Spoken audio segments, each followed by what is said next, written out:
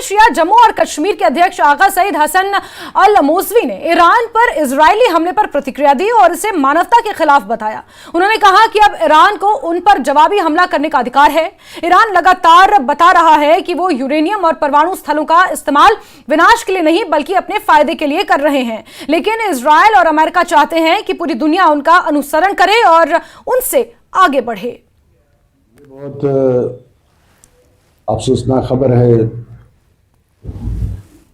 जिस तरह उसने गजा में नस्ल कुशी कत्ल गारत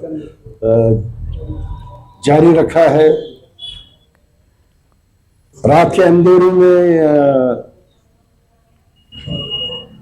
ईरान में उसी का इरादा किया है। ईरान बैनुल अक़वामी क़वानीन का हमेशा एहतराम करता आया है और सिग्नेटरी भी है और इस बात पर यकीन दहानी कराई है। मैं जो एटमी एनर्जी बना रहा हूँ, मैं ये डिस्ट्रक्शन के लिए नहीं बना रहा हूँ, मैं लोगों के फायदे के लिए बना रहा हूँ। और सीधे बडगाम का रुख करते हैं, आबिद हमारे साथ जुड़े हैं, उनके साथ कुछ यूथ भी हैं। आबिद, जरा बताएं किस तरह का सेंटिमेंट वहां पर लोगों में है जो इजराइल ने ईरान पर हमले किए हैं, और अब खबर यह भी है कि ईरान ने भी रिटेलिएट करना शुरू कर दिया है।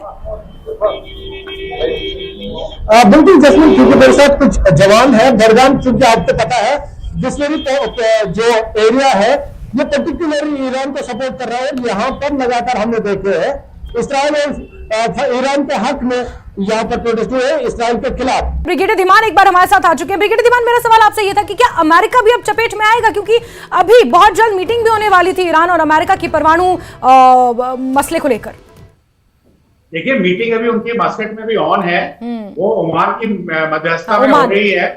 थर्ड उनका जो मीटिंग है वो अभी स्केड्यूल है, उसको कैंसिल नहीं किया है।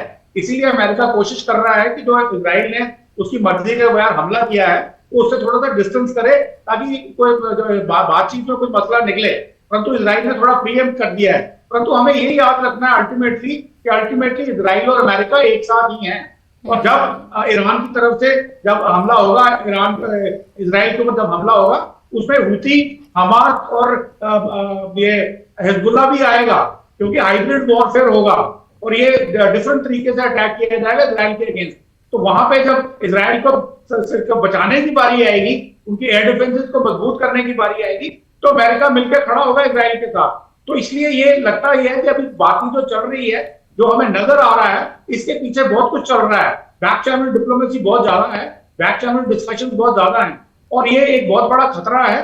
ये एक विश्व युद्ध में भी परिवर्तन हो सकता है। तो कोशिश पूरी दुनिया करेगी कि ये, क्योंकि दोनों ही के पास न्यूक्लियर वेपन्स हैं, इसलिए इस युद्ध को रोकने की कोशिश हर तरफ से की जाएगी। जैसे अगर आपको याद हो, आज से 2 महीने पहले भी इजराइल ने ईरान के ऊपर हमला किया था, तो ईरान को फेस सेविंग देने के लिए एक छोटा सा हमला करवाया गया था ताकि दुनिया के सामने लगे कि उन्होंने भी रिटेलिएट किया है। उसके बाद कोई कार्रवाई आगे नहीं की गई, तो उसमें अमेरिका का बहुत बड़ा हाथ था।